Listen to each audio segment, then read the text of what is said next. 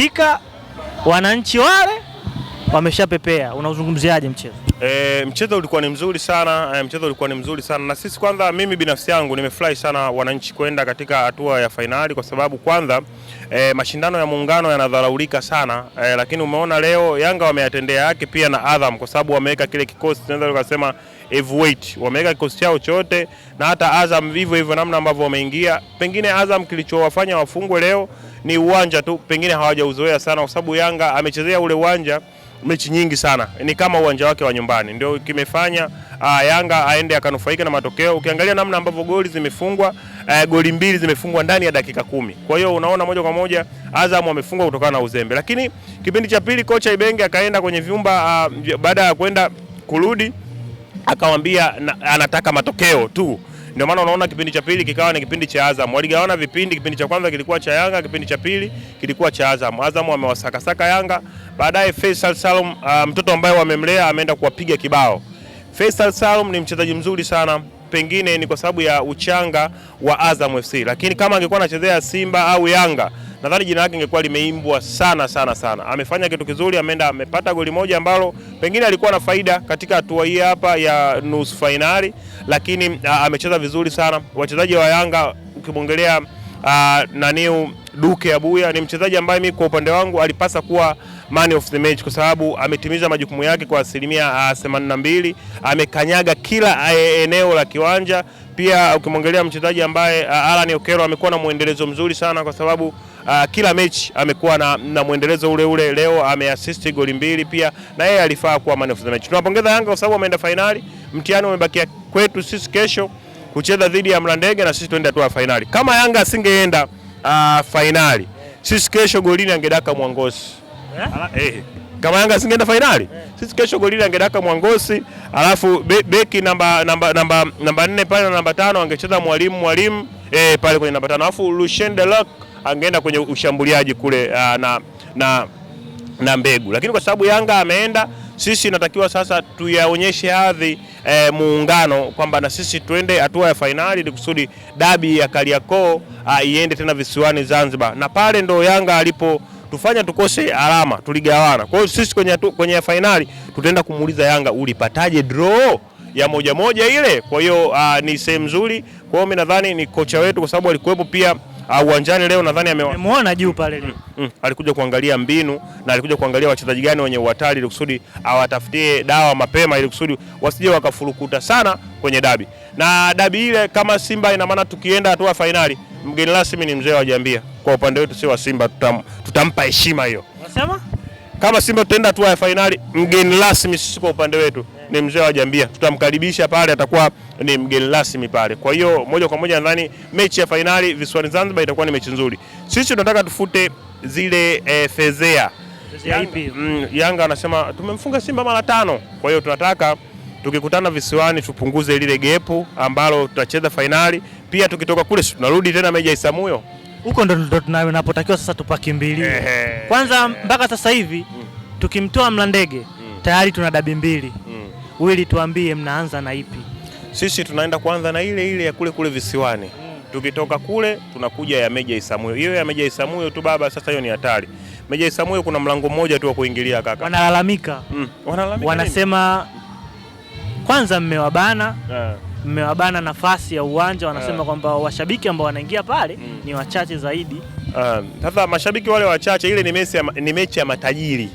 Mzunguko la 3. Kuna shabiki wa Yanga ataenda mzunguko la 3. Panakufuata VIPB 400. Kule kwingine kule baba milioni 1. Sasa yani ile mechi tunaifanya hivyo ili kusudi hata shabiki wa Yanga mmoja asije akatokea kule. Wanasema mmewakomoa. Hatujawakomoa, kwa sababu wao waliamua kuipeleka mechi kule. Unajua kupeleka mechi Zanzibar au kupeleka Mwanza unaharibu ladha ya dabi. Dabi asili yake ni timu ambazo zinakaa mji mmoja, aidha hata mtaa zinashare, ndio maana ya dabi. Hata ukitoa dabi ukaipeleka Morogoro, unaondoa ile dabi, kwa maana kwamba dabi ya Kariakoo. Sisi dabi tulikuwa ipigwe Benjamin Mkapa, lakini kutokana na sababu za kiwanja kile kufanyiwa marekebisho, tukaona tusipeleke mbali sana. Ngoja tupeleke kule mashabiki ambao wanapenda mpira, wanaweza kagaramia mpira, hasa mashabiki wa Simba watakuja kuangalia ule. Lakini Wili, kwa hadhi ya dabi ya Kariakoo, ni sawa kupelekwa Meja Isamuhyo? Kiwanja ambacho tuko nacho sasa hivi hapa ukiachana na Benjamin Mkapa kwa Dar es Salaam. Kumbuka ni dabi ya Kariakoo. Kariakoo sio Mbeya, Kariakoo sio Morogoro, Kariakoo sio Arusha. Usimenielewa eh? Kwa hiyo unapotaja dabi usitoe ile Kariakoo. Sisi tumeona tusiharibu raza ya dabi ya Kariakoo. Kwa hiyo tukaona kwa sababu imeshindikana Benjamin Mkapa tuipeleke mkoa wa Dar es Salaam.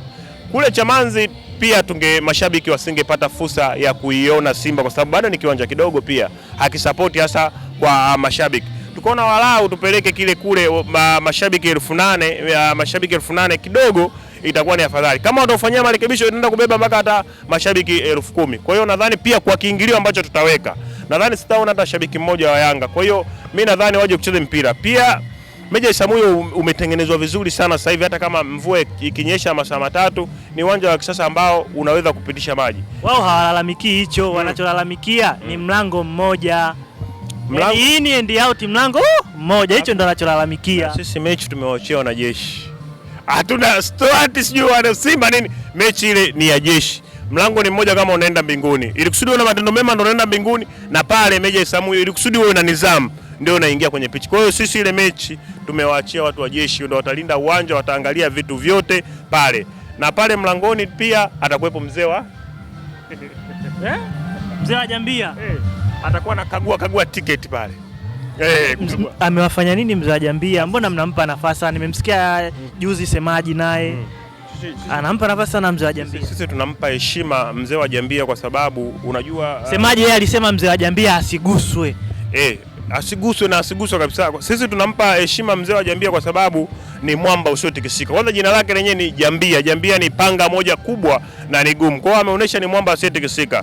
Kule wameomba msamaha, lakini yeye anataka msamaha wake atma ndo iamue, mahakama ndo iende ikaamue kama ana hatia au hana hatia. Lakini sisi kwa upande wa mashabiki wa Simba tunaona mzee wa Jambia yuko kwa ajili ya kuunyosha mpira, lakini hana kesi yoyote ya kujibu. Na sisi kwa sababu tunapenda sana kesi.